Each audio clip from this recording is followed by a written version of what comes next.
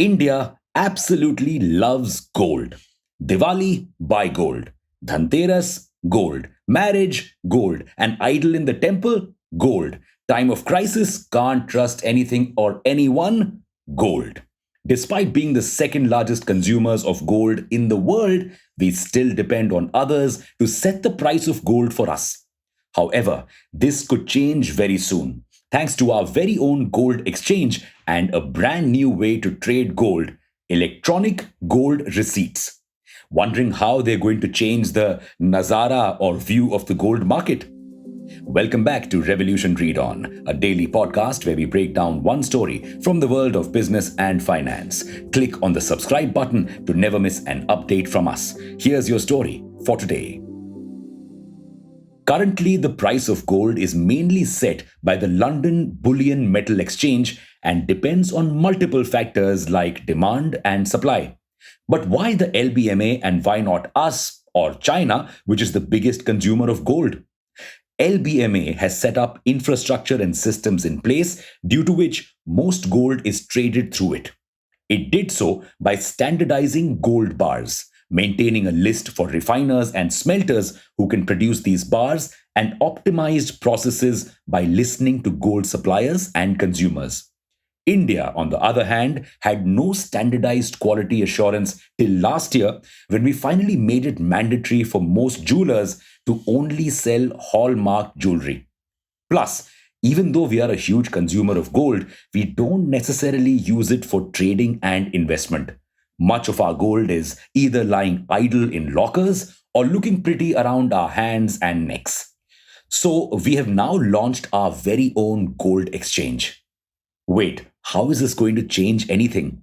First, let's talk about what the gold exchange will do.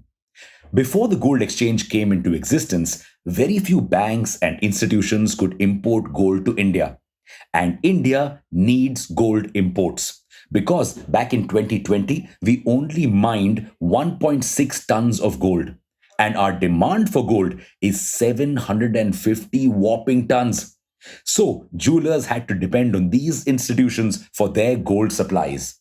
This often led to a lot of price disparity, with different bullion associations charging different rates. Often, gold rates differed from state to state as well because of this. Now, because most major jewelers will be able to import gold directly at preset international prices, it will help set a standard price for gold. Plus, with no middleman now involved in the buying of gold, it could become cheaper for us. Moreover, the exchange will also standardize the quality of gold by allowing gold of only a certain purity to be traded. So, no more impure gold and no more price disparities. Win win, right? But how does that help us become the price setter in the world? For that, we have the electronic gold receipts. If you've ever bought and sold gold, you know it involves a lot of hassle.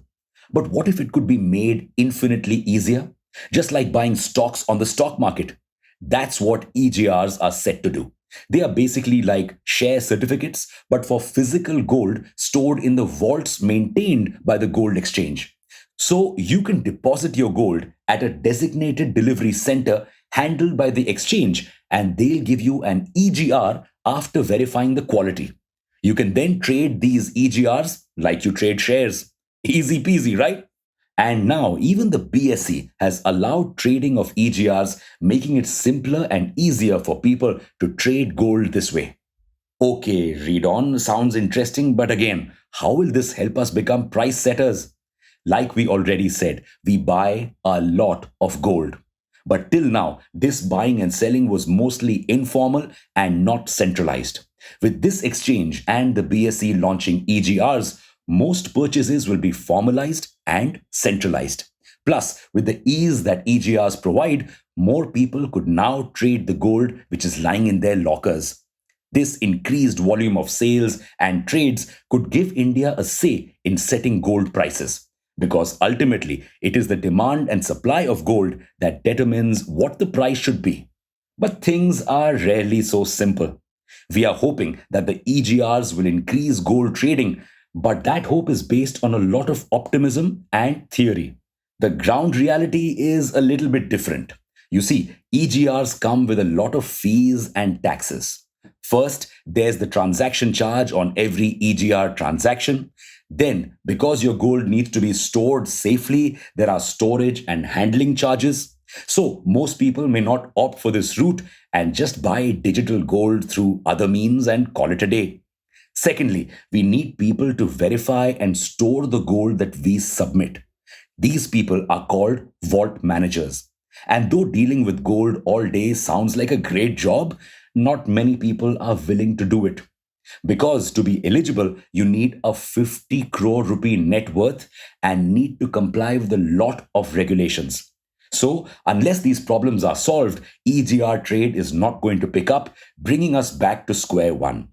Now, the question is, will the gold exchange and SEBI be able to solve these problems and boost EGR trade? And even if they do, will we be able to become price setters of gold someday? And for now, it's a wrap on your story for today. Thank you for listening to this episode. We'll be back with more tomorrow.